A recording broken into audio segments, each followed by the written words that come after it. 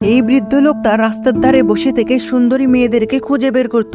এরপরে সে তাদের কাছে গিয়ে কি যেন একটা তাদের কানে কানে বলতো, যার ফলে সেই মেয়েটি তার সাথে বাসায় চলে যেত। কিন্তু সব থেকে রহস্যজনক ব্যাপার হলো, মেয়েটি যখনই তার বাসায় প্রবেশ করত সঙ্গে সঙ্গে সে তার গোলাম হয়ে যেত এবং সেই বৃদ্ধ লোকটি যা করতে বলতো মেয়েটি তাই করত। কিন্তু কয়েক মাস পর সেই বৃদ্ধ লোকটি সেই মেয়েটিকে ঘর থেকে বাইরে বের করে দেয় এবং নতুন একটি সুন্দরী মেয়েকে সেই ঘরে নিয়ে আসে। লোকটির একটি ছোট ছেলে ছিল যে জানার চেষ্টা করছিল তার বাবার সাথে প্রতিদিন কেন নতুন নতুন মেয়ে ঘরে প্রবেশ করে। তাই একদিন সে তার বাবাকে না জানিয়ে সে গোপন ঘরে প্রবেশ করে। বাচ্চাটি যখনই সে গোপন ঘরে প্রবেশ করে, আকাশে একটি রহস্যময় ড্রাগন জেগে ওঠে, যার ফলে সে বৃদ্ধ লোকটি খুবই রেগে যায় এবং সে তার ছেলেকে গলা ধাক্কা দিয়ে বাইরে বের করে দেয় এবং সে তার ছেলেকে বলে, তোকে না আমি মানা করেছি এই ঘরে কখনোই প্রবেশ করবি না। এরপরে দেখতে দেখতে 25টি বছর কেটে যায়। এখন সেই ছোট ছেলেটি অনেক বড় হয়ে গেছে। একদিন ছেলেটি একজন মহিলাকে জিজ্ঞেস করছে, তুমি কি জানো আমার বাবার সে গোপন ঘরে কি আছে? প্রশ্ন শোনার পরে সেই মহিলাটি মুচকি হেসে বলে, তোমার বাবার ঘরে কি আছে তা তুমি আমাকে কেন জিজ্ঞেস করছো? তুমি কি তোমার বাবার সন্তান না?